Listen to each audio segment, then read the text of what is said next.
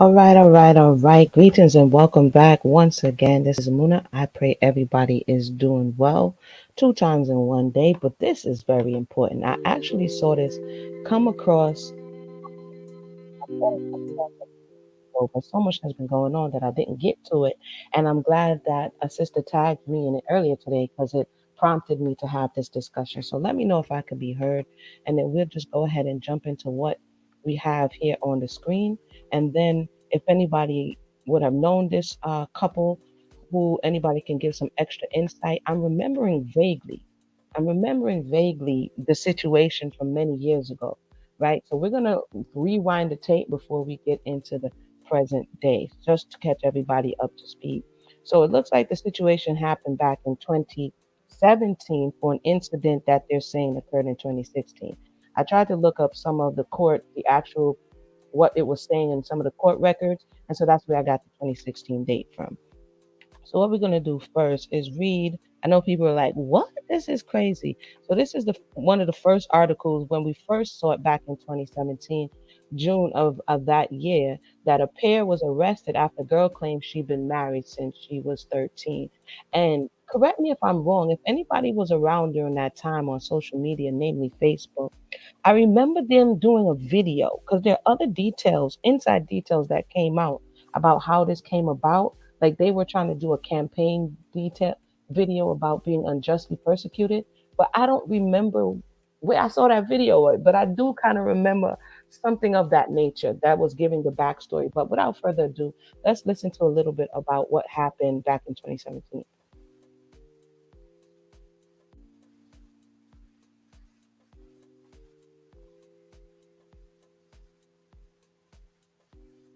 Let me know if you guys can hear the video if it's playing.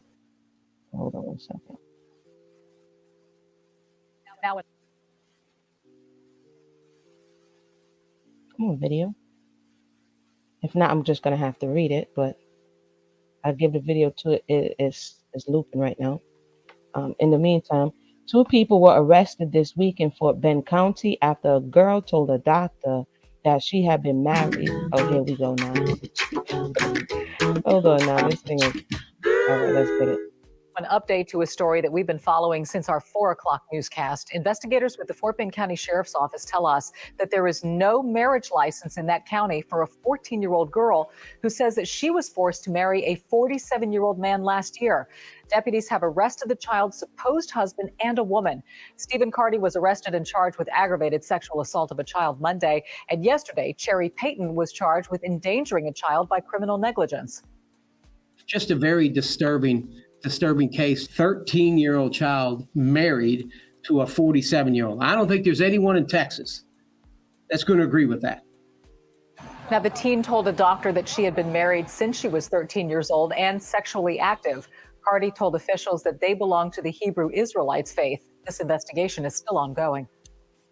So I see someone in the comments. Shout out to you, sister. Let me go back here, and then I'm going to read the article who said that they may have belonged to Obadiah's. What's going on, LF? What's going on, Nasha? Welcome to the conversation.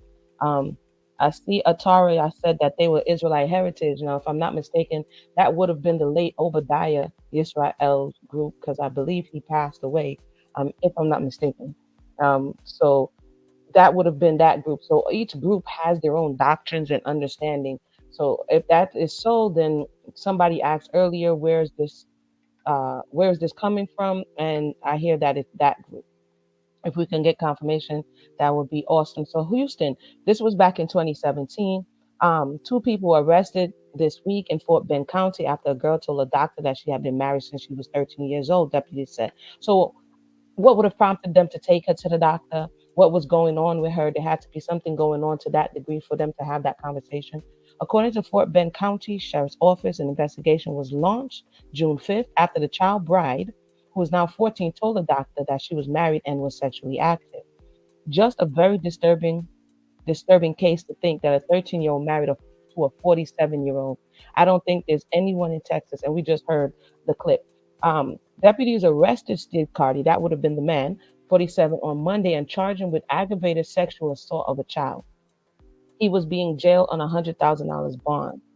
Investigators looked into Fort Bend County Clerk office and did not find any records of marriage. So, they're going by, bedside marriage. We marry because we say so. So because the girl made the claim, they went to go look for their official records that would indicate that he actually married, like who would have married them, right? And when they don't go and find anyone that would have married them because she was clearly underage, it becomes a great offense. Okay. The sheriff's office said it's not a legal marriage. For all those out there who keep saying that it's a legal marriage and you married because you wrote it and you scribbled it on a piece of paper, I don't know how many times we've had this conversation, but let's continue. But the Cardi and the teen considered themselves married based on religious beliefs. Detectives said the family lived in Sugarland area and are part of the Hebrew Israelite faith. Listen to what they told them. This is their culture. This is what they believe, explained Detective Don Welch. Some of the things they believe don't coincide with Texas state law, which is where we come in, and we are able to determine that offense has been met. Even with their cultural beliefs with respect to their culture, there was a violation. Are we hearing that? For those who just joined us, welcome to the conversation. We're reading a little bit so that we can kind of catch up from what was happening. For those who've been around the YouTube and the social media streets, we would have saw this case, but we never knew what happened or became of it. So I'm just going a little trip down memory lane. So he was arrested. He was put on $100,000 bond. Her mother was also arrested at 39. She was arrested Wednesday and charged with endangering a child by criminal negligence. She was being held in jail at $10,000. Right? The Fort Bend County Sheriff Office said there were no other children living in the home and that the family is from Houston area. Investigators said they're working to get more information about Chardy or Cardi, which is the guy, such as employment and background. Welch said the teen is in CPS custody. So, okay, I'll finish this up. Fort Bend County Sheriff said prior to last week, state allowed a 16-year-old to get married with parental consent. So she's 3 years away from being 16. What would have prompted the parent to say that you're going to give your daughter, this 13-year-old, to a 47-year-old man? Or did he take, what happened here? We would really love a backstory. Texas also allowed a judge to approve a marriage of a child at any age. That's crazy in itself. On June 15th, Governor Greg Abbott signed Senate Bill 1705, which makes 18 the minimum age requirement for marriage.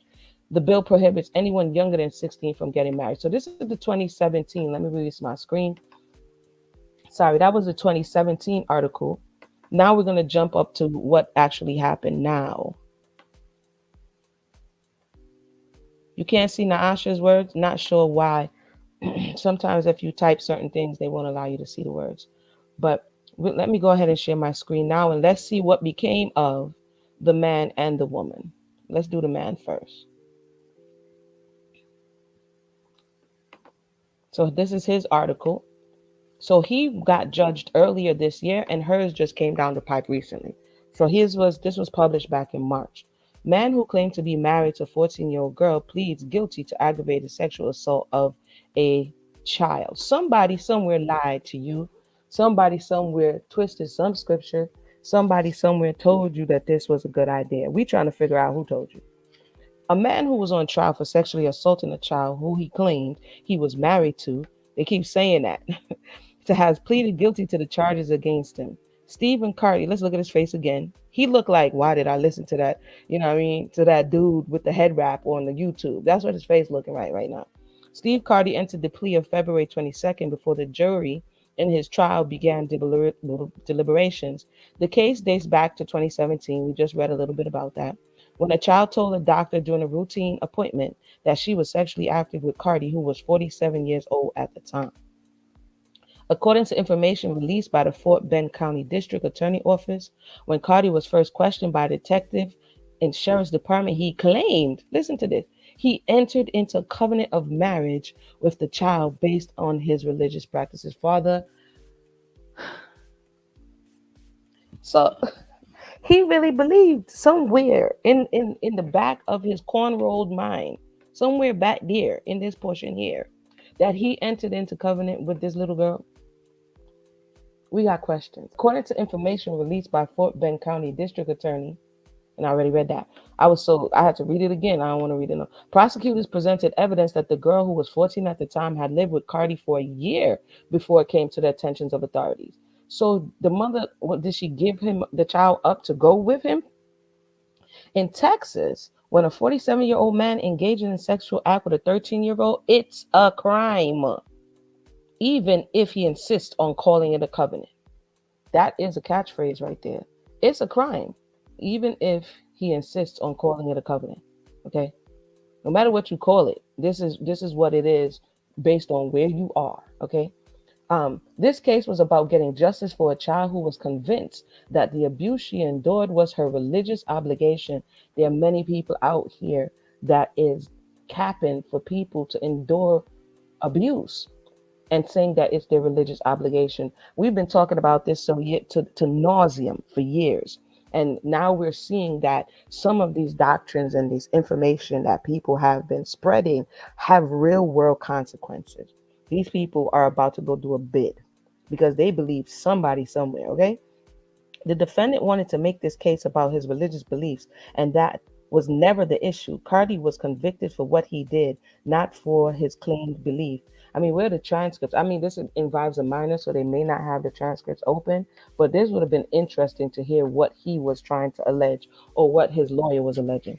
It was a powerful moment in the courtroom when the child victim gave her victim impact statement after her abuser was sentenced. She thanked the jury for their service at the end of her statement, echoing all of our gratitude for their time and attention to this case, said prosecutor Jessica Ramos. Cardi received sentences of 22 years and 20 years in prison for aggravated sexual assault of a child and sexual assault of a child. He will serve the sentences concurrently. Cardi also is required to register as a sex offender for the rest of his life. Cherry Payton, a co-defendant in the case, is also charged with sexual abuse. In 2017, CPRC2 reported Payton was arrested and charged with endangering a child. Endangering a child by criminal negligence. Her trial is scheduled to occur this spring. So he had his before hers, and so we now have the results of her trial. So this is what he got: 20 to 22 years concurrently. This is him here. He believes somebody somewhere. And he even did believe them so much that he brought that argument to court. It didn't work. It didn't work. It didn't work. Now let's go to this last article right quick. Let's go to this last article. And then, you can come up, click the link, and share your thoughts on this. Did you see this before? Where did her, hold on one second. Hold on, let me get the mother's sentences. Basically, she gets 30 years. And I posted it on Facebook, and somebody was like, that they think it was extreme. So concerning the mother getting 30 years, let me read the article real quick. Texas mom gets 30 years. Let me go ahead and put her up on the screen real quick. And then we look at some Texas law. I'm going to come to the comment section in a quick second. This is who she is. So we heard about what happened to the man who thought he was in covenant. And now the woman who gave the child to, quote, be in covenant. Texas mom gets 30 years for allowing 13-year-old daughter to marry 47-year-old man. Richmond, Texas, 43. She's now 43. She was 39 when it first happened. Was found guilty of letting her teen daughter marry an older man because it was reportedly a part of her religious beliefs. Who told her to do this? Because they keep saying that. Who told you to go out there and auction off your daughter in this manner? Fort Bend County Court records show Cherry Payton was convicted of sexual abuse of a child continuous victim under 14 on April 29th and sentenced to 30 years in prison. According to Fort Bend County Sheriff Department in 2017, a 14-year-old girl. Okay, we read all of those parts already. Let me just jump down here. She pled guilty. No, he pled guilty. So we just heard his time. And let's get to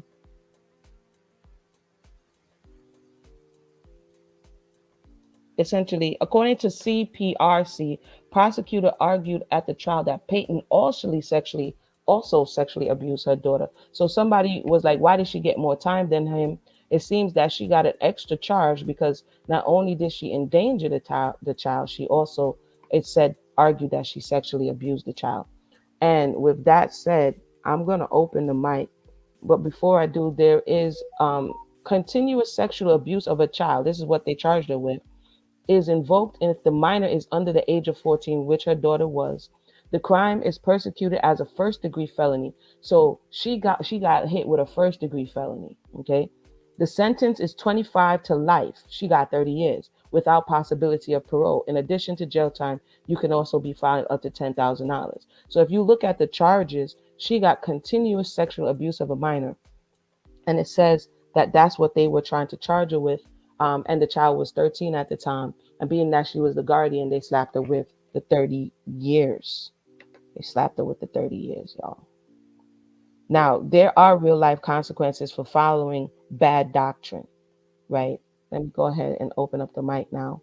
And we have been on the mountaintops. I had to call Sister Mayana and be like, we have been on the mountaintops for years telling people that this is not a game out here, you know, that we need to stop playing around with the word, stop playing around with the Bible, stop doing these type of things. But over and over again, you know, this stuff comes to the forefront, and we need to shine light on it, because to pretend that it doesn't exist is doing everyone an injustice. So let me go back to the I have the mic open at this time, and let me go back here to the comment section. And if you're on the Facebook side, you have to click the link. You got to click the link in the box. Let me go over to Facebook right quick so that you can tune in.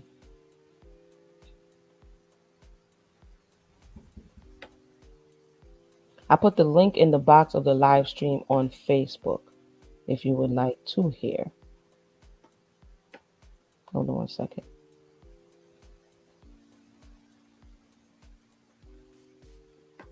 So Shika, if you on Katrina sister, you got to click the link. I'm gonna put the link again in order for you to come on StreamYard if you want to come up to the mic. So let's hop over to the other side. We already read what happened and what went down. Until I see some, we see Naasha just popped in. Anybody who may have been familiar with the people, familiar with the case, what happened, how did it happen? If you would like to share, feel free to come forward and do so. I'm gonna open the mic. Judah, and everybody who may be new to the conversation, as long as we keep it clean and respectable, that's all I ask. You know, no attacking one another, you know, all that other crazy stuff. Else I'm gonna have to mute your mic at this. But go ahead, Judah. Mic is yours. Hey, how you guys doing? I'm all right. How Um, you doing? I'm good. I'm good. So I didn't see this when this first came out. I saw this last week, I think. And I'm a single mom of 4 children, 2 boys, 2 girls. I have had brothers come to me and say some of the wildest things and try to base it on the Bible. Like, Mm. oh, the Most High doesn't protect children. Hey. What? Legitimately, a brother tried to teach my children that. And when I confronted him, he tried to convince me that the Most High doesn't protect children, and What? that in order for a child to be protected, the mother has to get under a man, and she has to make sure that those children behaves in a certain manner for that man. Whatever it is he wants, that's what he's supposed to get. I can't tell you how quickly I blocked that cat. Wow. My thing is this. I totally get I don't want to be ostracized. I don't want to be seen as the difficult sister. I don't want to be seen as the one that's unruly or whatever. I get that. However, to go to this extreme of giving your child, I mean, she legitimately hadn't even had a full year in the quote unquote teens, to give her to some rusty old dirty man so that the rest of her life could be nothing but servitude to him. And mind you, I wouldn't say servitude if this was a grown woman submitting. That's not what that was. That was not a grown woman submitting to a man and saying, I want you to be my head. That's not what that was. That was a child being given into servitude to some grown pervert. And I and can't. Yeah, it's crazy because now when I saw this story come back again, I was like, I remember them somebody from this organization or this story going live trying to justify what happened. Now that was how many years ago? If somebody knows a video I'm talking about, do a sister, help a sister out. You know what I mean? Because there's a backstory. Because somewhere, somebody told himself a lie, justified what they were doing, put it on the Bible to try to make it okay. And But what here's they the go ahead. And then I'm Sheikah, sorry, I see. No, I I see didn't you. mean to cut you off. Go ahead, go ahead. No, my point being that because they kept bringing it out as their defense, it really makes you think Hmm. like, what story did you tell yourself, or what story did somebody tell you? You know what I mean? But see, that's the thing though. Somebody can tell me that's and I've been in this walk for only 10 years. I know nothing. However, I know for a fact that these brothers have come at me with some of any kind of story, and it is a repetitive cycle Mm, of the stories. I ain't believed it. I ain't gave them my babies. right. And it's not because I'm special. It's not because I'm smart. It's not because I'm oh so blessed by the Most High that He speaks directly into my ear and guides my every single step, even though He tries. But, I'm a regular woman just like every other woman. The difference is I've never had the inclination to give my child away to a grown man. Facts. In Facts. order for somebody to tell you a story, feed you that line, and you fall for it hook, line, and sinker, you wanted to do that. Whew. You just needed somebody to make it okay for you to do that. Wow. And We have Sheikah Atiba in the spot. Thank you so much for that, Judah. Stay on. no problem. Sheikah, what's your thoughts?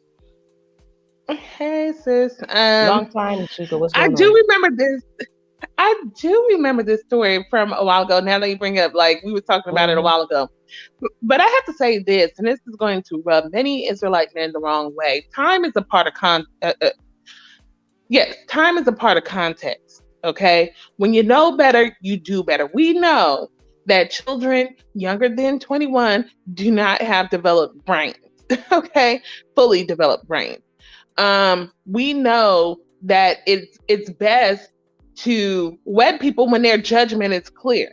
We know that. And I don't care what millennial kingdom comes around or who lives in it. Once we know better, it is our responsibility to do better. So this whole notion that we're going to go back, man, I'm going to be able to have a child bride, and that desire is so sickening.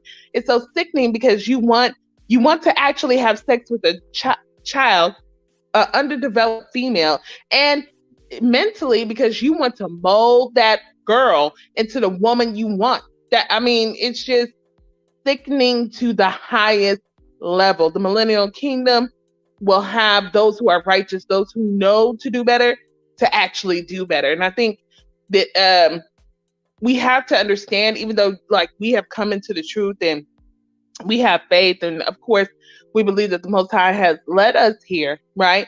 So not everybody was led here through a spiritual awakening. What excites them and motivates them to come into this movement is the thought that they get to have a doormat for a wife, the fact that or the highlighting of polygyny, or the highlighting of you rule something, and it's a problem, and we really can't. We really have to make a differentiation between those who, are spiritually moved to be here versus those who are wanting, meaningless, fleshy things. So I'll end with that. Right. Right. So to some degree, I saw sister. If you're here, feel free to click the link. She said that they came from Israelite heritage. To what degree are some of these leaders or these teachers, people who weave and spin doctrines, responsible, if at all, for the things that people eventually, buy into and thereby try to act out, right? To what degree are the leaders responsible, or is it solely on the shoulders of the people who choose to listen to them? What are your thoughts on that? And I see Nasha's in the spot, so I'm gonna let her Oh, up. I definitely feel that the leaders are responsible. They are absolutely responsible. And I don't know how they would be held responsible. I mean, I don't know how we would like exact some type of retribution from them or something. I don't know, but they should definitely be held responsible because they're taking not only wicked people who want to do wicked things and giving them a license to do so, but they're taking ignorant or defenseless people and putting them in a position to where they're subject to these wicked people that are getting their license to do as they want. Yeah, they should definitely be held accountable. Okay, so Ataria is saying yes, Obadiah. And if I'm not mistaken, did he not pass some years ago as well? So even I don't even know what's going on with that organization now, but I do know that years ago, Israelite Heritage, a lot of unsavory information came out about the organization going from the head and going throughout. You know what I mean? So like you said, there's a lot of people who are just naive. There's a lot of people who have wicked inclinations, and not everybody who jumps up and says it's for religious purposes or that they're biblically based is that. And they're giving people a very bad name out in these streets. They're sullying it because they're using it as their defense, right? There's a part that says that the people make the name of the Most High to be a reproach among the people, because in your things that you're doing, you're saying I'm doing it because, right, and then you're pointing to something biblical as to justify your behavior. It's kind of wild, but if anybody has anything else to say, feel free to share at this time. I would say definitely the leaders are responsible. If you're putting out stuff and people act on it, you're responsible. It's the same way that Tucker Carlson should be held responsible for the Buffalo, New York shootings. It's the same way Kevin Samuels ultimately paid his price for his movement, and the violence that it upticked with Black women. So it people should be held responsible for their message, point blank. So that's how I feel about it. We also see that with the June 6th conversation, where you have, they were like, hey, you incited violence, you incited X, Y, and Z, right? And they're looking to hold people responsible who were encouraging people to do what ultimately happened. So with that said, we have Ataria in the spot, and then we have Hashia who would like to share. Ataria, feel free to share your thoughts. Hello, Shalom. Can I be heard? Yes, you can. Welcome to the discussion. All right. I have a lot of background noise, so I was trying to quiet them down. No problem. I do know I was actually a part of Israelite Heritage, so I was part of like the women's group, real big and heavy. And one of the things that started happening as we all started to split because the direction changed. So it just became more about like women were put in a room and we would be like, you don't have a second wife, you don't love your sister, you're not righteous, this, that, and the third. And so there had become like swapping of wives and serial monogamy, I guess they would call it nowadays. And so in the case of this sister, she ended up getting married to an elder. And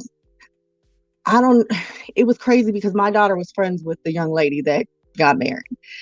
And we didn't know anything of this going on until the news reports. And at the same time, all the stuff about Obadiah was coming out and what he had going on. So it went from us doing the work and coming up with like documentaries and just trying to do the work of the people and just trying to get truth out there to it becoming more and more occultish until the point where it was like we all just stepped away. So it really wasn't a surprise that this happened, but it was at the same time because it wasn't like you couldn't have a multiple wife. They were already pushing it. They were already making it like a mandatory thing. And then for it to be a child, it was crazy. It was sad. I'm still friends with the Coty, the young lady now. She's doing well, but she's Christian. She's dealing with the side effects. And I mean, I think that there's more people who needed to be accountable. Obadiah, he did pass away, but a lot of that just came from the way that he was teaching. There was no accountability for any of that. There was no such thing as sexual immorality. And it was just pretty much, it's sad. It's so sad the way that everything went down because it went from one thing to a completely different. And the elder that she was married to, he brought this man into his home. I mean, there was so I just think that there's so much Right. more blame. I think thank you for bringing that up because I remember them coming on and doing a video something about bringing somebody in the home and the young girl wanted to be with the guy. And is that correct or am I misremembering? And then she runs off with him or something to this degree. Like, would that have been something that was normal for them to say it's okay even if the girl is that young? I know I asked more than one question, but hopefully that. Honestly, this was the first time that it was anyone that was under the age of of 18 of consent. For when I saw anything, it was always, there's all these single occultes, husbands, they need to have more than one wife. And I guess behind the scenes, Obadiah they were like getting people from Craigslist, and he enjoyed seeing other men with his wife, basically. And so that was a whole thing. And that's what everybody was like, okay, hold up and split, because Right. everybody was like, this isn't what's going on. But it was never underage.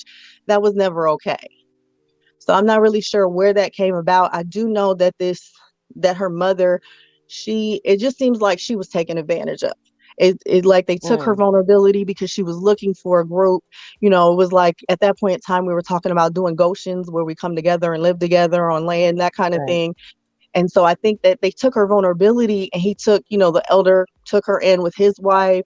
And this odd was like, it was already some controversy because he was married to another woman. Like, this had to happen within a year of itself. So he married this, Koti, she left her husband who was part of the group, got married to this man, and then this man ended up married to the 13-year-old. And all this would have happened in a year's time. Wow. So Wait a it blew minute. me away. He he stole somebody's wife? Yeah, yeah, yep. So and Wow. all this went like back to back And to he back. left his wife. He left his wife?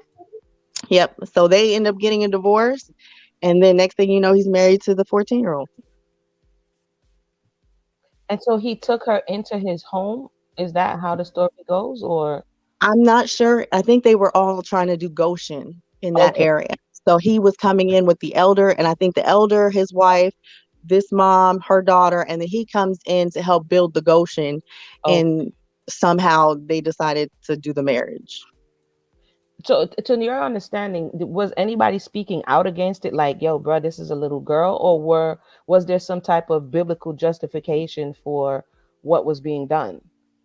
Once this came out, everybody had pretty much dissipated, but those who, knew him, from what I saw, were pretty much standing like, no, this is not okay. Right. There are some of the elders who, obviously did it. They were like, well, justifying it according to scripture, well, so and so was 14, but yada yada Hmm. yada. You were gonna Right. have those. For the most people, everybody was like, nah. Mm-mm. That is wild. Thank you so much. I knew I was kind of remembering something to that. And welcome, Katrina, to the discussion. I was remembering something along those lines, and I do remember there was a lot of sexual immorality that was coming out of the camp and spilling over into the greater population. It's weird because early on, Obadiah was one of the first mainstays on the computer. This is a lot of people woke up by coming through the stuff that he was doing on Hebrew Israelite heritage. So to see the direction that he took and the way things turned out, that and I saw the whole thing, and I'm like, wow, this is I was never a part of it, but I saw it, and year by year, one thing would be moved around and another thing until people were like, oh, the church is chicken on Shabbat. So it's a lot. Thank you so much. It really was like that, and I think that it was when I came out of Christianity. We ended up in a couple other Israelite camps, and it really helped us like balance the two. Right. And then it just became weird. So it went from like, we're just doing the work, we're just trying to get, this is the scriptures, the Bible, and then it just became more and more. It became more about like movies and like fallen angels, and then you find Hmm. out the background behind people, and and it just went crazy. It's so sad because it had so much potential. I think that's Right. what the saddest part of it was. There was so much unity, there were so many people involved, and like giving money to this situation. And I know you see it a lot with, the communities. Some people take the money and they do crazy stuff with it, and it's unfortunate that it was just another one of those situations. And so you say you're in touch with the young girl and she's doing better now, or is she okay? Hmm. What, how old would she be about? This was She Right about now she would be in her like latter 20. She's 21 because she's the she's same age as 21. my daughter. They were Oh friends. wow. Oh wow. So she's 21. I know she went through like Catholic, like she was Catholic for a while, and then Hmm. she's being a young lady. She seems like she's really good. She wants to go live with her father, and he seemed like he takes care of her. Okay. Well, we're glad to hear the update on her situation, because oftentimes people get sucked into, the person who did bad and forget about, how is the victim doing?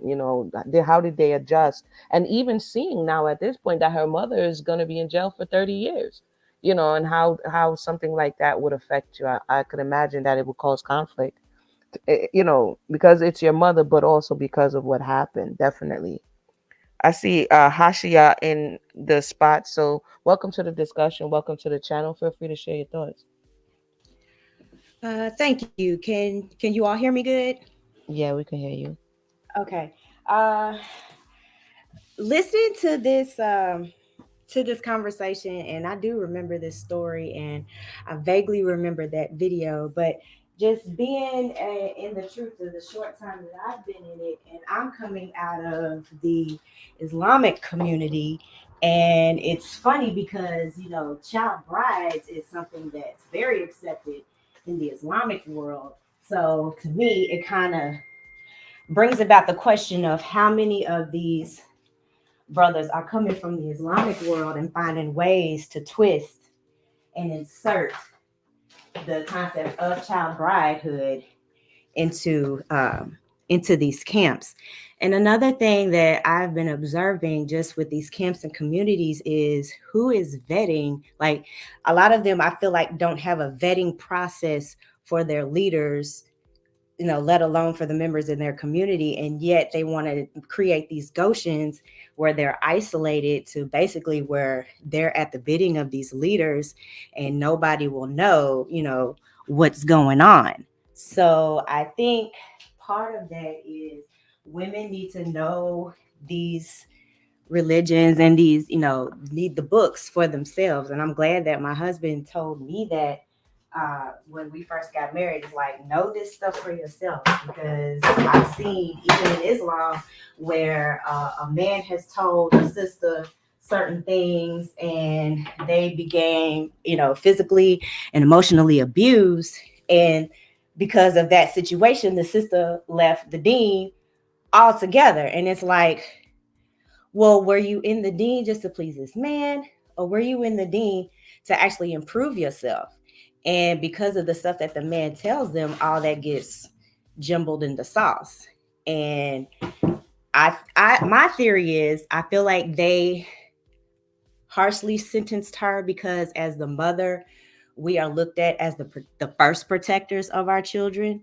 So to hand your daughter off, which is probably how they viewed it in the court system, is that she handed her daughter off to this man. Like, how could you not protect your daughter in that way? It's I'm very overwhelmed by this case, to be honest, because it just seems like so many other issues that I used to kind of deal with in the other community have came up, and it's just a sad situation altogether. I would Thank you. agree. That's all. I would agree. You brought up a lot of points, and like you said, the way you're talking, there's a lot of similarities, right? There's some women who come in and they don't come in necessarily to learn. This is just from my experience, and people could respectfully disagree, and we can have that discussion. But I've done a lot of work in the community and having these type of discussions. I've just been away from it for a while, and women come in and men for different reasons. Shika spoke to it a little bit earlier. And sometimes when it's for the man, you don't necessarily see the woman diving into the text the way she needs to, or exploring it the way she needs to. And she's often open to believe whatever angle or whatever spin the man wants to put on it. And that's why I wanted to kind of know a little bit about the background of the woman, and how she got to the position to say that this was okay for her to, for her to give off her young daughter to this person. 47. How many times his age? You know what I mean? And for him to accept, like, what conversation are they having? So, thank you so much for bringing that up. And so to the question, you say that this is also happening. I know it's happening in Mormon community. You're saying it's also happening in the Islamic community as well, because there are people who are saying 30 years is a harsh judgment and 20 years is a harsh judgment. What are your thoughts on that? Do you think that's a harsh judgment or that it's good? Yeah, I'm sorry. I I think it's a think harsh yes. judgment. It's I think it's a harsh uh, judgment because I feel like if it was a white mother, she would have got less time.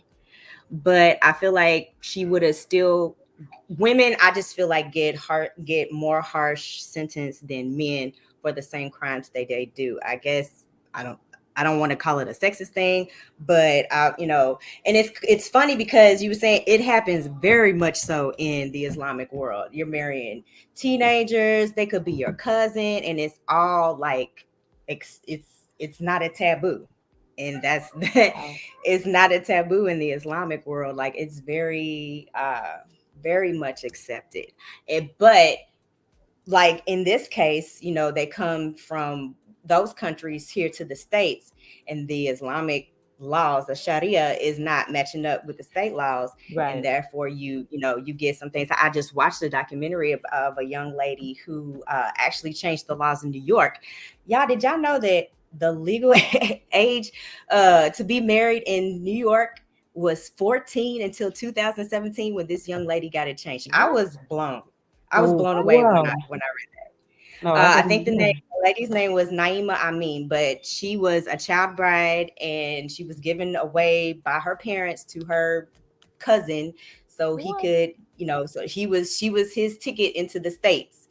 And like some stuff happened to where uh, basically the state got involved and she was able to come back, and but yeah, it happens more than you think. And that's why I said I wonder how many of these men are coming from that world and bringing that in. And like I said, because we don't have no vetting process for these leaders, are able to flip scripts, write scripts, rewrite Hmm. scripts, and make it like it is. Wow. Thank you so much for Yeah. I sharing. I Well, think we have. too. Can I I just was say gonna real get. Wait, quick? wait. Hold on 1 second. Nasha didn't get a chance to speak, and so we wanted to give her an Oh, opportunity, and then you could jump on it. I think that was the voice of Sheikah. If it is, 1 second. Yeah.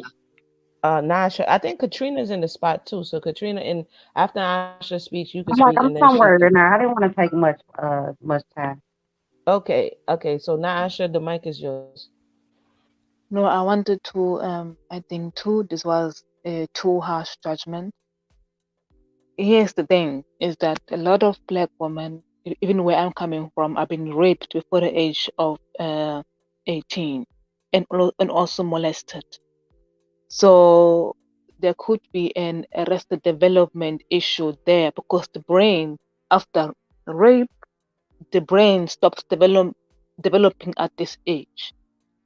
And then also we don't know, was the mother also a shipwreck at this age? I feel like when it comes to black women or African women, I remember watching a documentary where a white woman have let her husband raping her own daughter, but the white woman got therapy and support. So I don't understand why when it comes to black women, we we have no empathy. I feel like we are not humans. I'm not saying the mother what she did was right, but I need to understand the mental state of the mothers. I do think that most black women are not well because even me, like I remember when I went to therapy, I have a development issue. So I think a lot of our women in our community are actually underdeveloped, more than half of them. If the stats are right that 60% of black women have been raped before the age of 18. So a lot of our women here have grown bodies, but are children in the brain, and they So, go and listen to men. so Nasha, you saying you think the judgment was too harsh, or because the European woman gets therapy, that the woman should have got therapy versus jail time? Which one? I had to step away really quickly, so I just wanted to see, just for the sake of conversation, if you could You think the judgment was too harsh, or that she needs more support? Where did Nasha go?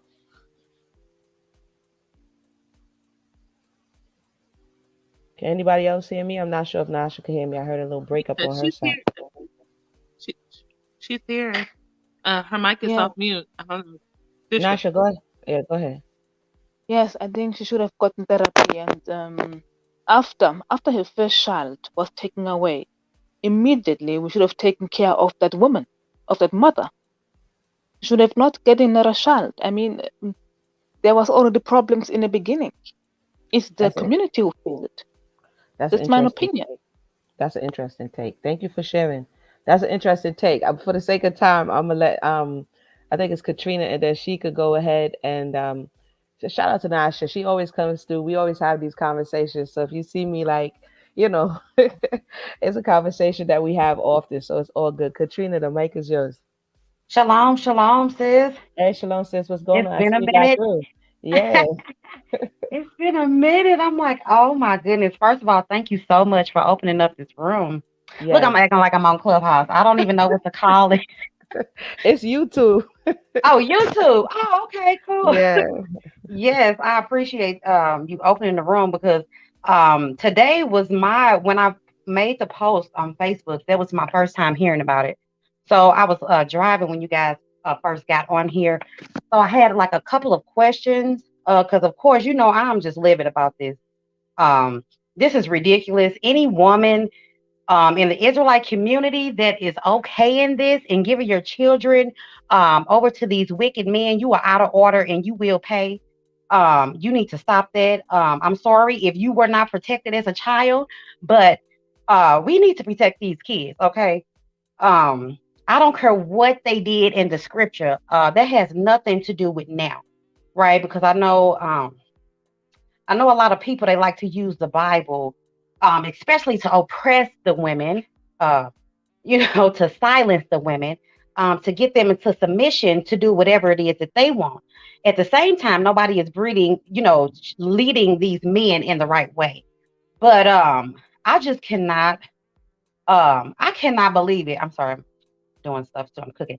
So I just cannot believe that this happened, and this was like in 2017, and I just found this out today. Um, and so I was trying to figure out um, what assembly they were from, and then I kept hearing Obadiah and Israelite heritage. Is that the assembly that they were from, or were you guys discussing something else? Yeah. Yeah, we have Sister Ataria who's in the house, and she was a part of the Israelite Heritage Camp during this time, and she's saying, according to her, what she's saying, that they were a part of that, and that she actually knows her daughter was friends with the young girl who was the victim in this crime. So we have her in being able to tell us a little bit about behind the scenes what was going on.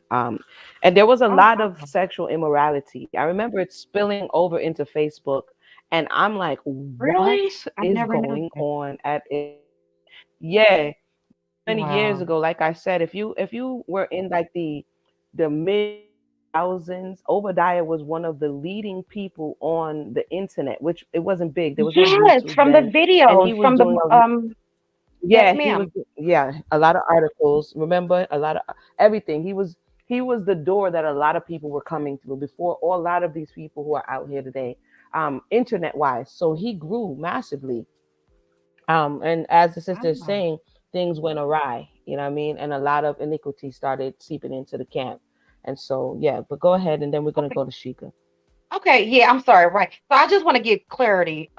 So from the last that I've known from Obadiah, which was like a couple of years ago, he was in Chicago, Illinois, right? In Correct. Chicago, the Uh-huh. assembly, and then it got burnt up or something. And that's the last that I've heard anything. And then I heard the sister say he passed. Is that correct? No, right. He did pass. He did pass. Correct. Oh my goodness. Hmm. Oh wow. He And did so pass. did this happen? Because I know when I read the article, it said something about, did it mention Texas or something?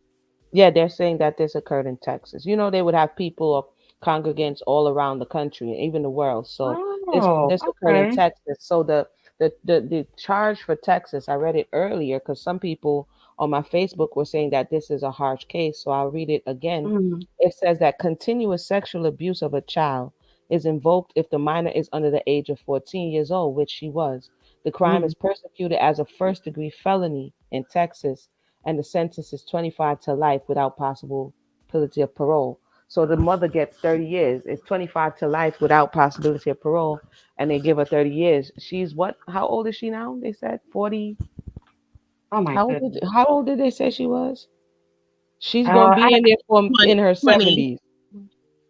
70s. The mother is how old? She's gonna be in there till her 70s. So don't. when we many years ago, and I'm gonna come to Shika. Those who know me from Debate Talk for You, Okay, go ahead. who know me from Under the Palm, know that we rode hard for a lot of these doctrines that we saw that were going to be problematic to the people. It's still on record. So you on YouTube, you could just look it up. We talked about all these situations, brought men, women to the table to have these discussions because we knew that these were going to have real life implications. You understand? So to see today that somebody lost 30 years of their life for listening or following or being whatever happened, cajoled, whatever happened for you to believe that this was okay, it's saddening. It's not something that you rejoice in because this is something that could have been avoided. But I like what Atara said earlier. She said, when a woman is being told that they are unrighteous if they say no to a man, she's put in a vulnerable place, then taken advantage of. And that's an absolute fact. What we see in the manosphere is something that was happening in Israelite sectors for years. I'm gonna call you wicked. I'm gonna call you evil. I'm gonna call you Jezebel. I'm gonna call you all these things. I'm gonna deface you. I'm gonna tell you that you're nothing without a man, so that I can lower your esteem enough to get over on you. And once I do, you get left holding the bag. Like somebody rightfully noticed, she got more years than he did. So if you would have just took the nah, I'm not gonna do it, maybe you would have got ostracized. Maybe you would have been called names, but your daughter wouldn't have been defiled. So there's some point in the long where we have to see whether or not somebody has our best interest in mind. And if they don't have our best interest in mind, we have to find the strength within to stand up against iniquity and say, no, I'm not going to do that thing because it has real world consequence. Shika, the mic is yours.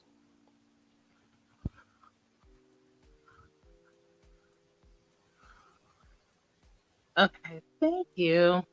I just wanted to tell sisters that the only way men can tell you these things is if you don't know the scripture.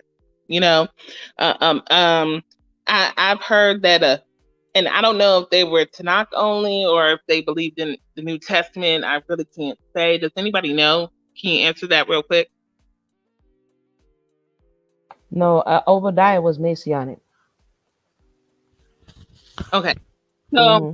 so with that, it becomes tricky because he left his wife to marry her, or there was so much strife that there was a divorce, and he married her.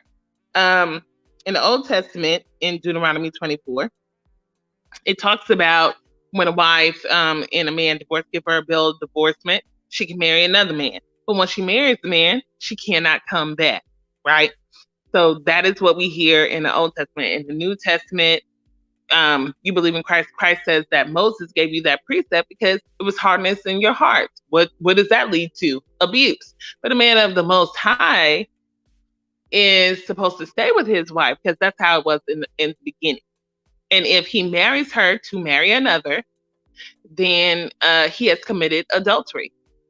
If she is divorced and she goes on and marries another, then it is adultery. This is what it said. Yet when I brought this up to brothers this past weekend, they was like, putting away and divorce are two separate things. And I'm like, putting away and divorce go hand in hand. Okay. So we're not gonna play those games. But you have to understand the word in order to have a good defense against what may come to you, especially if you're a woman with kids. You can't let anybody just tell you anything. You know, prove all things, study to show thyself approved. Okay.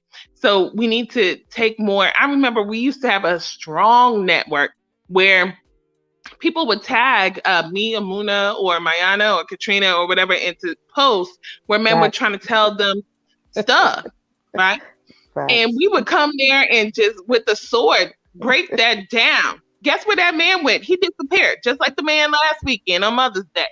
You know, disappeared when I brought out scripture, and all sisters was like, you know, we Yeah, need to have each other's back. If you don't know, you should know sisters who do know. You should be able to tag somebody and have them swoop in and bring down that word, and then study it for yourself so you have that defense. And we need to start doing that because we're looking real weak. But we're looking weak because we can't keep women in the faith because of our men, because of their perception of the role of a woman, the value of a woman. Not every man is the alpha man. So should he still get a meek, quiet wife, or should he get somebody who can defend the family? See, we haven't even gotten to the root of this thing for real. So I'll end with that, and I just wanted to say we have to do better. We have to do better by these children in our status in this world. So thank you, For Muna, real. for having me. Yeah, thank you so much for coming through. I see Ashanti in the box. So Ashanti, click the link if you want to let your voice be heard. And what Sheikah is saying, like a few years ago during this time, trust me, we've earned a reputation on social media. Like I'm still blocked over, just not being confrontational, so to say, but delivering, coming, showing up and showing that I listen, we're knowledgeable about what we're speaking of. Before the manosphere, I remember when this manosphere started kicking off, because it was actually a sister who hit me up like, yo, Amuna, you should check out this MagTow thing. This is when I had the time to be on everything. Now I don't, because I'm dealing with the Yummy Cottage. Shout out to the Yummy Cottage. But we were on it, and Mayana's at work, so we kind of just went and did things because we're like, well, the people don't want it. We poured out all this information, all this study, all everything, and make websites, make information, make videos, make podcasts, and we're like, the people don't want it. It's time to go back to the real world and do what we got to do. And then we see stuff like this come out, right? And we see the rise of all of this information out there. But the good thing about it is, it's the stuff is still there. This stuff is timeless. We've had people like Sheikah on, Ashanti on. We've done countless, hundreds of shows on how not to get caught up, right? And once it's there, it can't be undone. We keep falling for the okie doke. Whatever religion you're in, and we see it. Manosphere is coming without a religion. The Manosphere is making its own religion. They just made Kevin Samuels um, the saint of Atlanta. You feel me? And so people come with all of these doctrines and they start putting things together, and it doesn't matter what form it takes. Essentially, to a certain degree, if the men and women are out of balance, it's going to be who is manipulating who to get the desired result that they did want. And if we are not on top of things, and you have children, like I think it was Katrina said, or Sheikah who said, that if you have a child that you're responsible for, no, Judah said it, you have to be diligent. You have to be aware. You have to pay attention to everyone who's coming into your space. You can't just allow anyone to say that, God is not going to be pleased with you while they're trying to violate you. It is our responsibility to be, not to be silly women laden with iniquity, to quote the New Testament, carried away by, all of these different winds of doctrine. You have to be knowledgeable. And it's not so that you go back and forth and fighting with people. It's so that you won't be beguiled. You feel me? We have Ashanti in the spot, so I'm gonna let Ashanti come up. Welcome to the discussion, Ashanti. Ashanti. Oh no, wait, before Ashanti, my apologies. Sadaika, welcome to the conversation, sis. Welcome.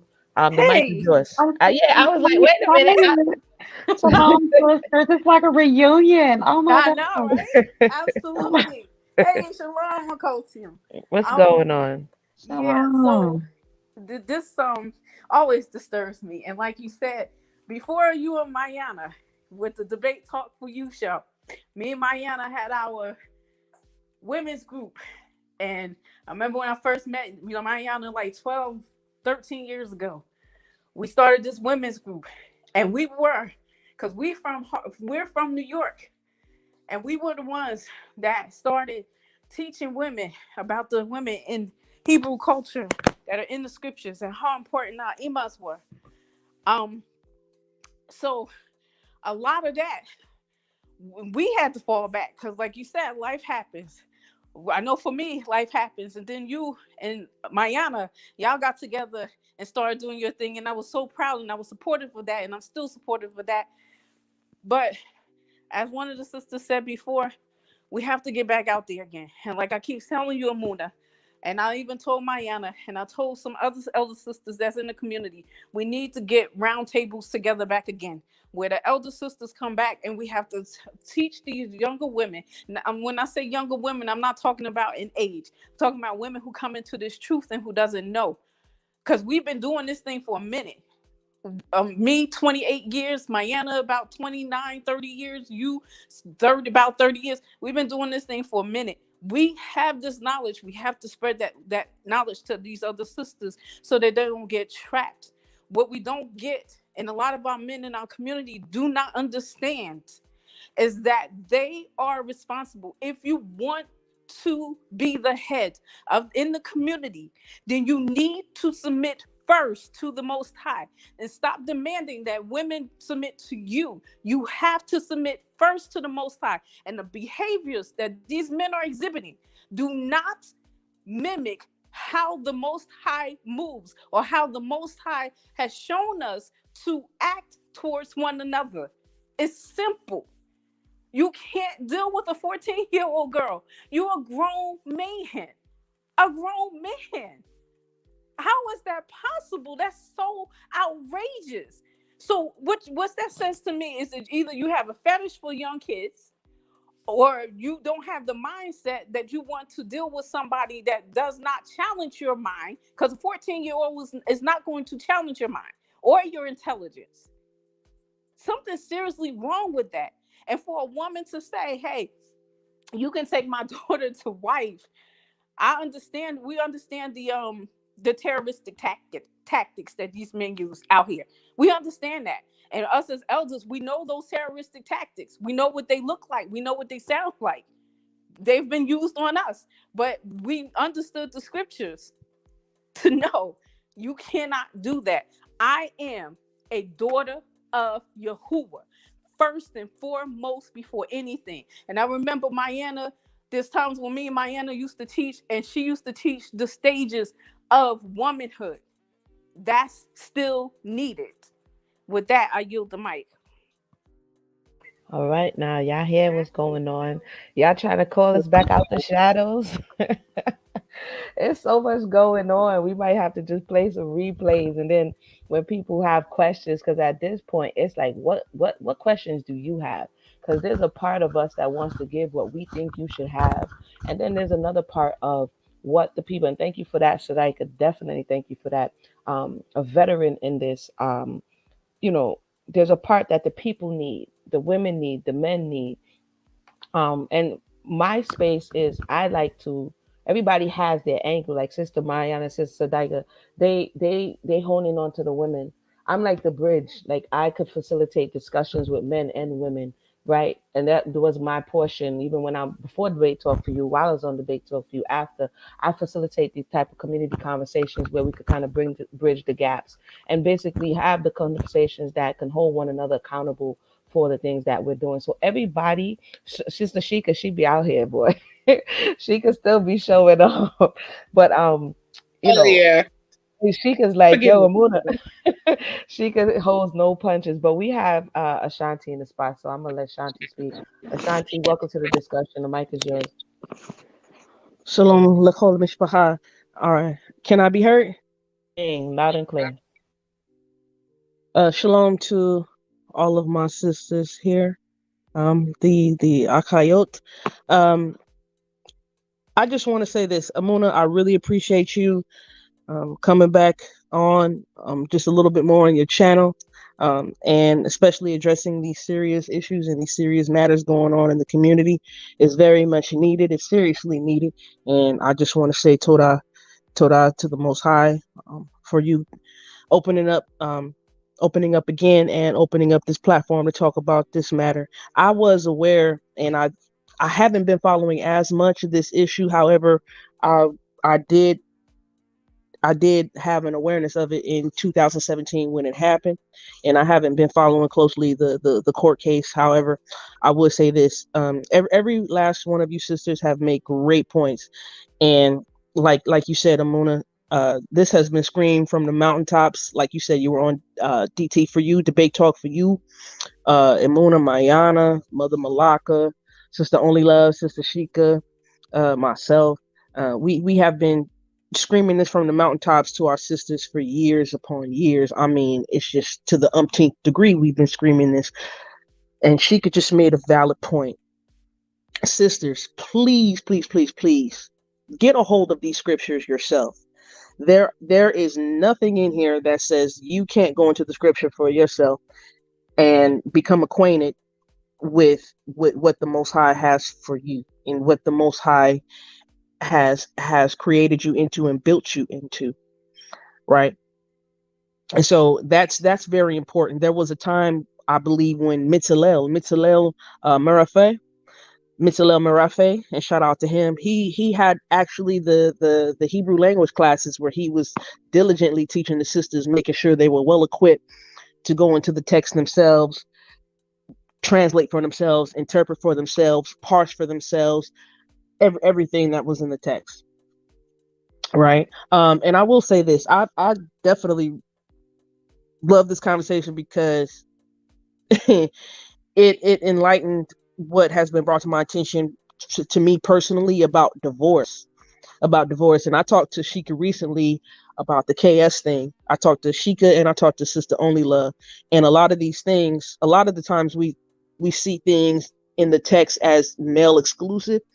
And I'm here to tell y'all a lot of things that we have been taught are definitely not male exclusive, especially when we talk about divorce, especially when we talk about this word we have as head, HEAD, right? We keep using the Western definition of head when head meant something totally different in that geographical location in that time, right? And I will say this: the Most High actually protects us from abandonment, from neglect, and the laws of the land actually trump anything we got going on with written Torah. And actually, when we're disobeying the laws of the land, we are discrediting and disregarding and breaking written Torah.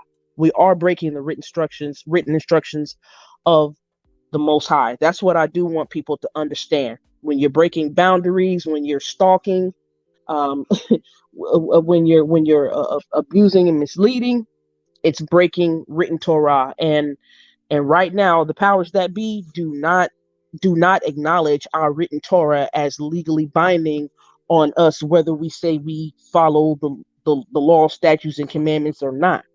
Right. So that's what needs to be understood by everybody. Um, this is what occurred is pedophilia. And even though we might see some things in the text, this cannot happen where the Most High has us right now. And most of us are in America. This cannot happen in America right now. It cannot. So, sisters, just please get a hold of your text. Please take heed to every last single wisdom drop nugget gem that has been dropped in this panel so far. And again, thank you, Amuna. I'll yield. All praise to the Most High. All praise to the Creator. Thank you for that, Ashanti. And just like she said, we see you. He tried. The defense was, I seen it in the Bible. They was like, "Yo, hold this 22 years." You understand? Because common sense, like everybody is saying, what in you would allow you or push you to want to take this little girl, this is exactly what she is, and violate her in this way, right? There's something going on in the mind. And if we look back at the picture of how this guy is looking, to me it looks like something is going on in the mind. Let me just share the picture one time for those who just join us. Welcome to the conversation. We're gonna wind down a little. It does feel a little like a reunion, so I've missed it a little bit to tell you the truth.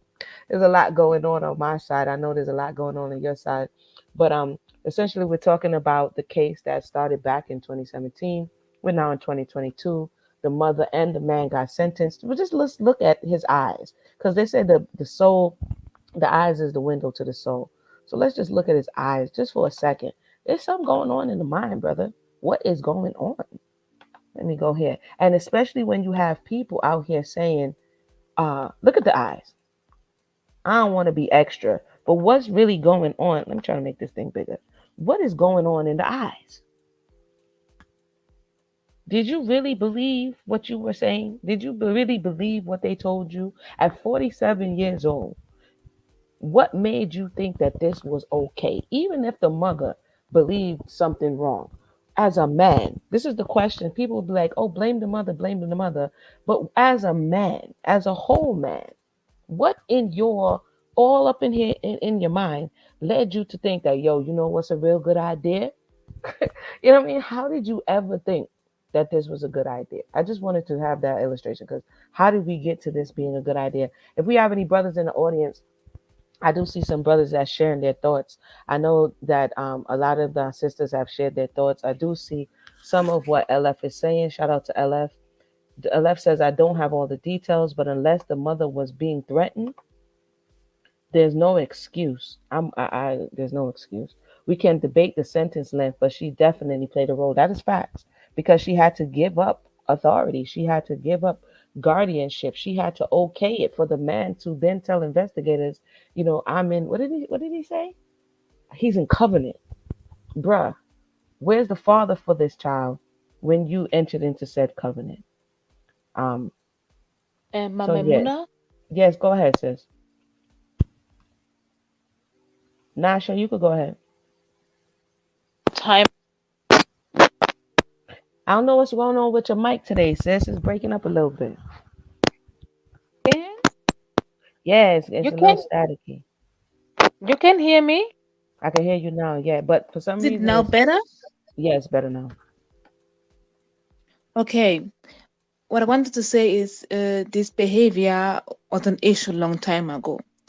Even in the Moorish community, Noble Drew Ali, people say he had pedophilia behavior.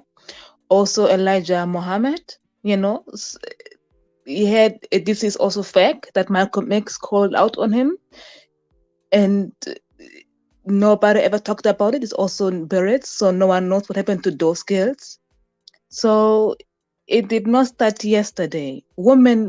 As women, we gave up our authority long time ago. I don't see it as this woman made a mistake. As a group, as women, as a group, we gave that up long time ago. She is just an example of all of us. Hmm. That's all I wanted to say. I mean, that is a fact. We do have And yes. historical information about why Malcolm X was so he was disenchanted because remember he was all into everything that Elijah Muhammad was bringing, and when he found out certain things and the way in which the women were being treated after they were violated, he that definitely began to draw up the red. So I would agree with you on that. That this has been something that is ongoing, and right now we're just seeing it come to the forefront. If anybody has any closing thoughts, feel free to share some at this time, and then we're gonna go ahead and wind down. I want to thank everybody who tuned in. Again, this is YouTube, so you don't know it work already. If you think this is important, like, subscribe, and share so that more people can join these effective, important, transformative conversations as opposed to just arguing every day and not really looking at the outcome of what you're for. So, for one of I'll say this on this channel. And recently, I've had to speak out against a lot of things, not necessarily in the Israelite community, but in the community at large, because of the same things. When you follow these type of people, it leads you to a place, and ultimately, it falls back on the community, right? And so, I think it's important to kind of warn the people ahead of time. So at least you'll be on record by saying, "Hey, I warned you. You shouldn't be doing that." You know what I mean? So all praise be to the Creator. I want to thank everybody for tuning in. If anybody has any closing thoughts, feel free to share at this time. I have a few. I feel like us as a not only a Hebrew community but the community at large need to stop falling for charisma.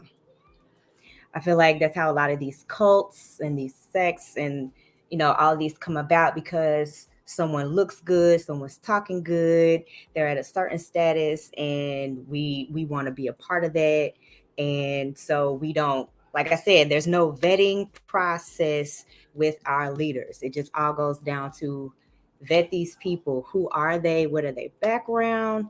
Know this and know, and like we've all been repeating. Know the book for yourself. Man, woman, child. We should all know Torah for ourselves. We shouldn't be depending on the next person to get our Torah. Is for each and every one of us. That's an absolute fact. That's an So, absolute fact. So thank you so much for that. Thank you for coming by. And don't be a stranger. We do go live on this channel with diverse topics. If you have a topic that you want to talk about, let me know. Because Katrina dropped this one and she tagged me, and it reminded me that I did want to talk about this topic. So shout out to you, Katrina, and thank you for definitely sharing your thoughts. Hashia, sorry, thank you for coming through as well. And again, don't be a stranger. If anybody else would like to share their thoughts, Shalom. feel free to do so. Shalom. This is Sadia. What's Um, going on, sis? one one thing I've learned in all of these years. I mean, like we talked about, yeah, life happens. Sometimes we stop talking. Sometimes we stop sounding an alarm for a little while. But that, no matter how many times, the prophets never got tired. I mean, they did get tired, but you have to keep sounding the alarm. I know we always say, well, how many times are we going to have to say this? How many times you're going to have to say it as long as your life, as long as you draw a breath on this side of on the earth, you're going to have to keep sounding the alarm. The Most High, if He called you to do this, if you have that spirit, the Most High did not tell you to be quiet at any given time. Yeah, you might need to take a break from now and then, but you have to keep sounding that alarm. That is your role, your responsibility.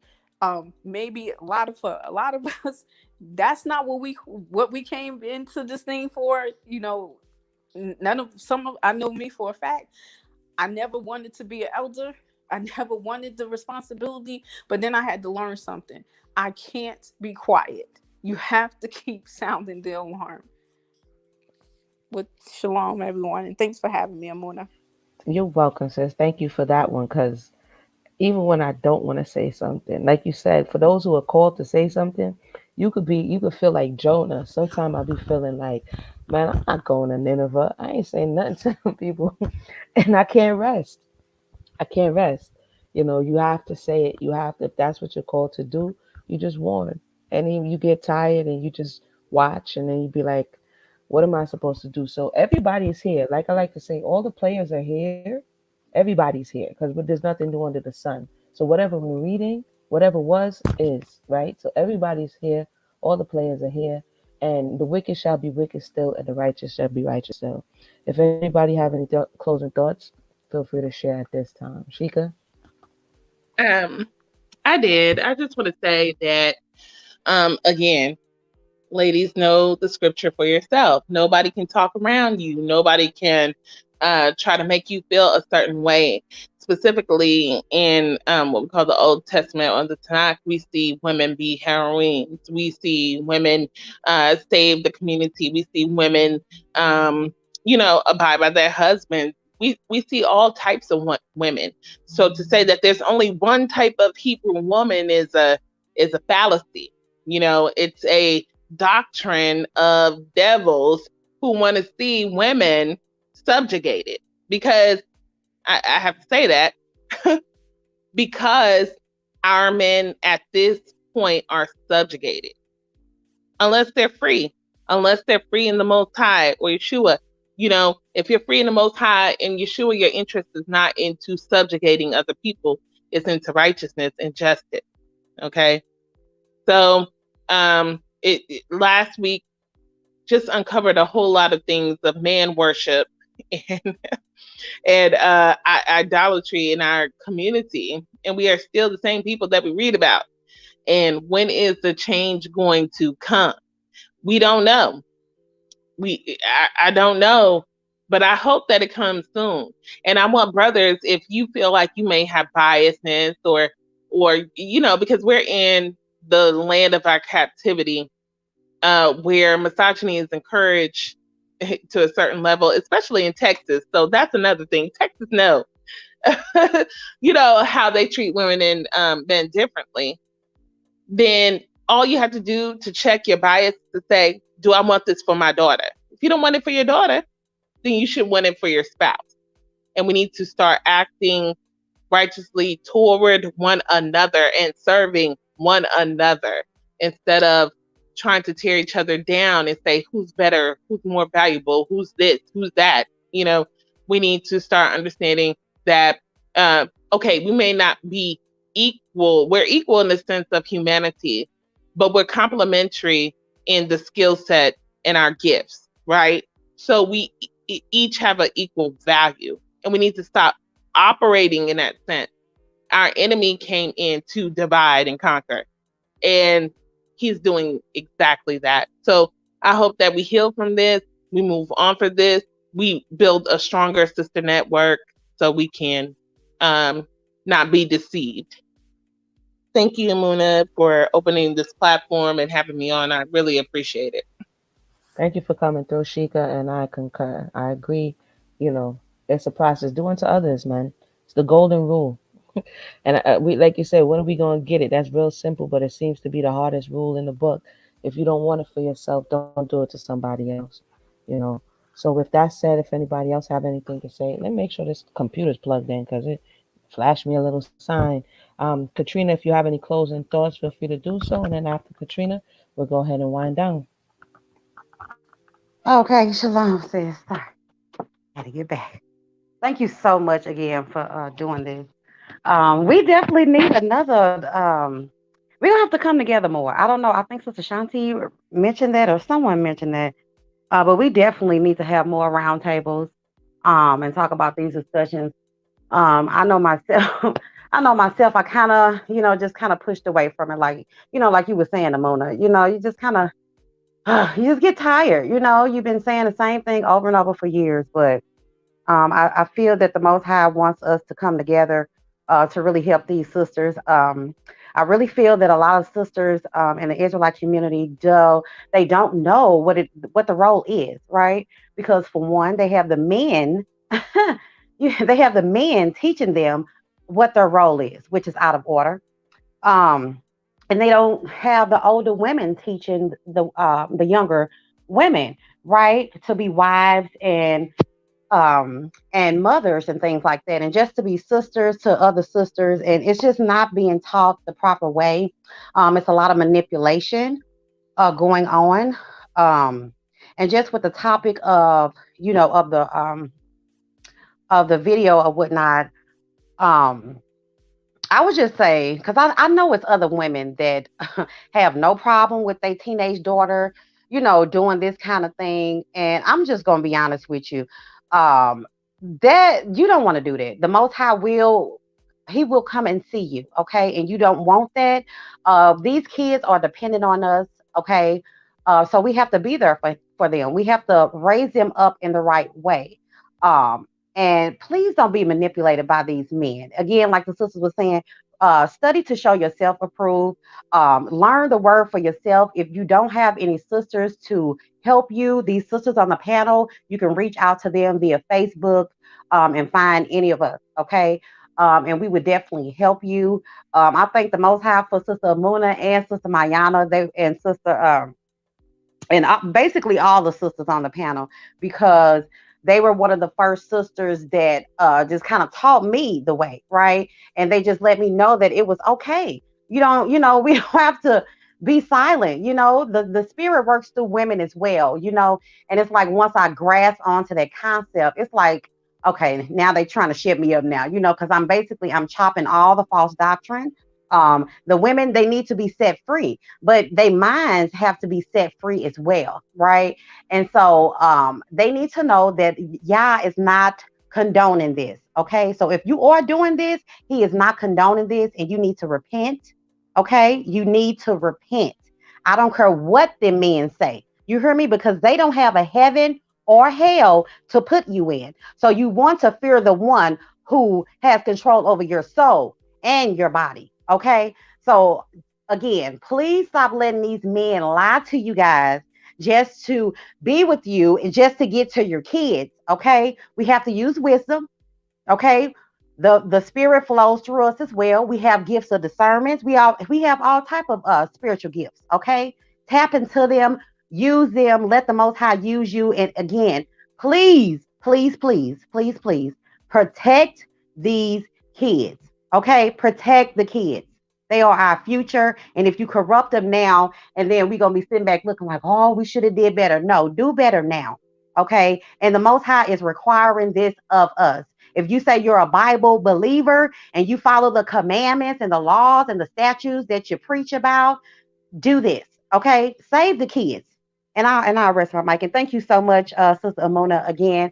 And again, sisters, we are going to have to come up with maybe we can finish this discussion on another time. Maybe do a part two, or just come together on a different topic. But I am loving this. I miss you guys so much, and thank you so much. Thank you so much for coming through. Definitely, we'll probably have to, see what kind of topic hit me up, and then we'll make it happen. I want to thank everybody for coming through, and I like that end note: protect these children, protect the children. They are the future. That's just not a catchphrase. Um, Look out for them. They don't have to be your physical children. Any child that you come into contact with, look out for, invest into, show them the way. Because if we don't, then who will? So with that said, thank everybody for tuning in. All praise be to the Creator. Everybody have a blessed day, and we'll come back once again and have more important discussions. All right. Be blessed, everybody. Have a peaceful night.